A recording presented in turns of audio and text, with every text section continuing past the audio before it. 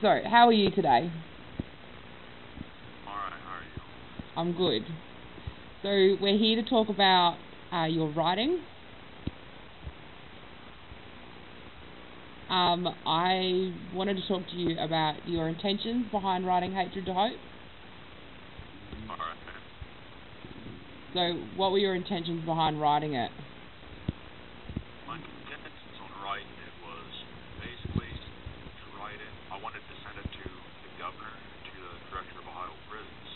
That way, it would open their eyes as to the problem with the gang problem, from a first-hand account. And you're obviously very happy to speak out about the gang problems within the Ohio prisons. Sure. Right. What made you start writing the Chronicles of a Convict? Because I wanted to show people gangs represent one thing, and I wanted to show them that the base of fanaticism is only going to degrade people's minds. I'm not a violent person, but I did violent things in the name of a gang. And fanaticism, regardless of its racial fanaticism or religious fanaticism, isn't good. And that's what I want to show people, is when people are brought into false ideologies of belief, then there goes society. And in prison is another society. That's what I want to do. So, what were your intentions about writing it?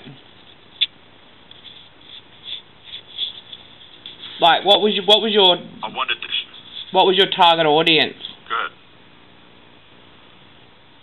I wanted everyone just to see what it represents. That people are brought into these gangs under the assumption that, look, we're going to take care of you and we have money. And it goes totally against really what the normal man would believe. I wanted to not only, I wrote it for me, really. I started writing it for me because sitting here looking, you could talk about one thing, but when you reflect on the whole situation of everything that a person does, it opens your mind and says, wow, this is not who I am. This is not who I want to be. This is not who I want my kids to be or anyone else to be. If we live in a world of hate, then how is the world ever going to be better? It's not. So I want to correct that hate and bring about hope. So we also know that you've got a very good chance of, you have a judicial review coming up in 2018. If you're able to get that, what would you like to be able to do when you get out?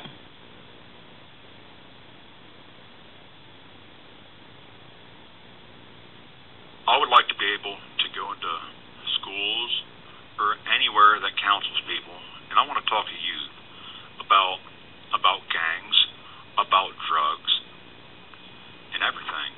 I want to help people, regardless of which way it is.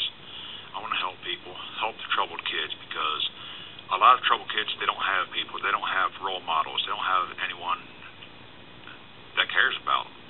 That motivates them. That's what I want to do. I want to motivate them. Help. That's it. I want to help people.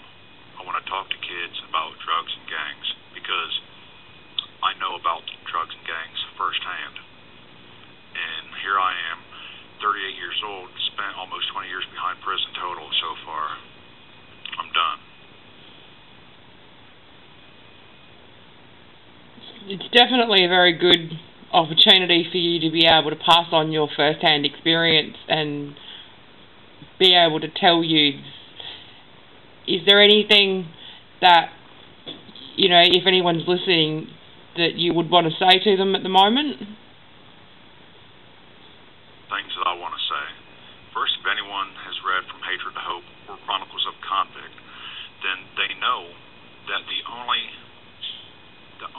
hope for gang members getting out of gangs is either get stabbed up or go to protective custody. That's it. people have to start writing their governors, start writing the directors of Ohio prisons and any other state prisons. And we have to push for legislation to help people get out of gangs, to help people stay out of gangs. They have to push for incentives for these things to happen. Because without that, then these hate groups are going to keep on sprouting up. And 95% of all people in prisons are getting out. Do we want these hate groups to come back out on the streets stronger than ever? Or do we want to actually put a little bit of money forth and help people rehabilitate? That's what I want people to do. So speaking of rehabilitation, how do you think that your writing has been able to help with your rehabilitation?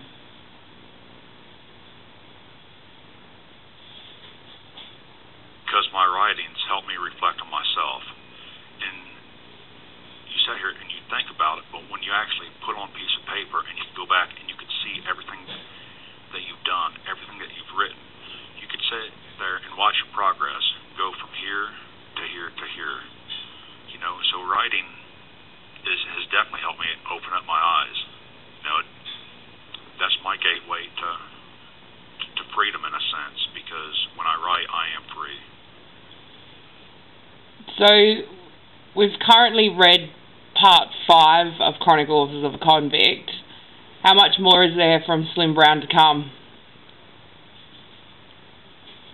I just sent part 6 to the editor.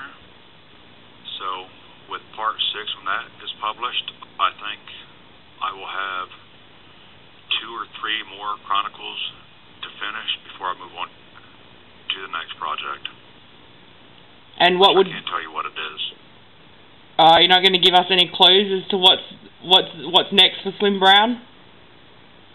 No. But we definitely will be hearing more from you after the Chronicles, is that correct? Yes, positively. That's very good to hear. Well, we can't wait to read part 6. You know that there's got to be lots more antics to come from Slim. And we all hope that you stay safe, keep you writing, and we look forward to hearing from you again soon. Is there anything Look forward to hearing from you and anyone else. Any other parting words that you'd like to say? Good. Spread the hope. You know, we have to make a change, because change starts with us. We have to start making it. Thank you very much, Don.